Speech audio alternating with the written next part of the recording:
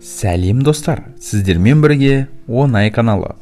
Бүгінгі біздің психологиялық тақырыптағы видеомыз сіздің басқалардан артықшылығыңызды анықтауға арналған. Басты артықшылығыңыз бен ерекше қасиетіңізді біліп алсаңыз, табысыңыз көбейетіні сөзсіз. Көз адамның айнасы деп бекерге айтылмаған. Бұған суретті психологиялық тесттер дәлел бола алады. Мамандар адамның көп суреттің ішінен таңдағанына қарап, оған қысқаша мінездеме беруге болады дейді. Сондай-ақ суретті тесттері арқылы адамның қабілет қарымын, жасырын таланты мен дарынын да анықтауға болады екен. Ендеше байқап көрелік. Суреттен жаныңызға жақын, қарағанда көңіліңізге тыныштық сыйлаған бір пейзажды таңдаңыз. Егер күз пейзажын таңдасаңыз, сізді қуаты таусылмайтын батарейка деуге болады. Қашанда бойыңыздан қуат тасып, ойыңыздан небір идеялар туып жатады. Шығармашылыққа жақын жан дегеннен гөрі сізді мықты орындаушы деген дұрыс. Өйткені сіз бір орында отырып қалсаңыз, айналаңыз тынышталып қалса, өзіңізді жоғалтып алуыңыз мүмкін. Жоспарларыңыз нақты, мақсаттарыңыз ірі. Бір күнде бір талай істі атқарып тастай алатын қуатыңыз бар. Сізден шаршадым деген сөзді есту өте сирек.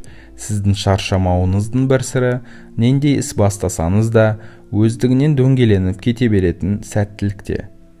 Байқамайтын, бағаламайтын шығарсыз, бірақ ойланып қарасаңыз, сіздің армандарыңыздың бәрі орындалған және де орындалып жатыр. Өйткені сәттілік айнымас серігіңіз. Сәттілік сізбен бірге екеніне сенсеңіз, әлі талай белестен асып үлгересіз. Бастысы, ешқашан қызығушылығыңыз бен позитивті эмоцияңызды жоғалтпаңыз, қуатыңызды зарядтап жүріңіз. Егер сіз тау пейзажын таңдасаңыз, тамаша ұйымдастырушысыз. Бұл екінің бірінің қолынан келе бермейтін дарын. Әдемі сөйлейсіз, сөзіңізбен артыңыздан көпті ерте аласыз. Сондықтан да жеке жұмыс істегеннен гөрі командада жақсы жетістіктерге жете аласыз. Әр түрлі мінездегі адамдардың басын қосып, түрлі көзқарастағы қызметкерлердің ойын бір арнаға тоғыстыратын шеберсіз. Бұл сіздің басқалардан артықшылығыңыз. Бұның бәрі ақылыңыз бен күшті мінезіңіздің және кез келген адамның орнына өзіңізді қойып көре алатын түсінігіңіздің молдығында. Осы басты қасиетіңізді шыңдай түссеңіз, жетістігіңіз бен табысыңыз молаяды.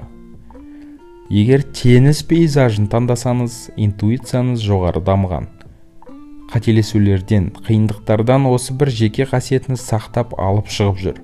Бұл сіздің артықшылығыңыз, онымен мақтансаңыз болады. Адамдарды рентген сияқты бір көріп тани аласыз. Кімнің қолынан не келетінін, қай жерге дейін бара алатынын сырттай айтып бере аласыз. Алайда өз мүмкіндіктеріңізді байқай бермейсіз. Әйтпесе қазір сіздің материалдық та, рухани жағдайыңызда басқаша болар еді. Интуицияңызға сенім артып үйреніңіз. Егер ішкі даусыңызды тыңдап, шешім қабылдарда, таңдау жасарда оның үніне құлақ түріп үйренсеңіз, интуицияңызды жетілдіре түсесіз. Сіз үшін алынбайтын қамал жоқ. Өміріңіздің жылдам өзгергеніне таң қалатын боласыз.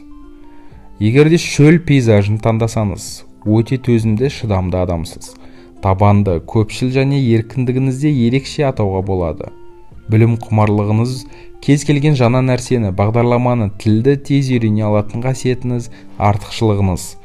Бұны жұрттар мойындағанымен сіз өзіңіз сенбейінше еш нәрсе өзгермейді. Жаңа ортаға, басқа жұмысқа жылдам сіңісіп кете аласыз. Бұл орайда сабырлығыңыз бен білуге құштарлығыңыз әрдайым көмектеседі. Өзіңіздегі білімге, біліктілікке, табандылыққа сеніңіз, сонда табысыңыз екі еселенеді. Сонымен достар, бүгінгі психологиялық тестіміз өз соңына жетті. Сіздерге қызықты болды деген ойдамыз.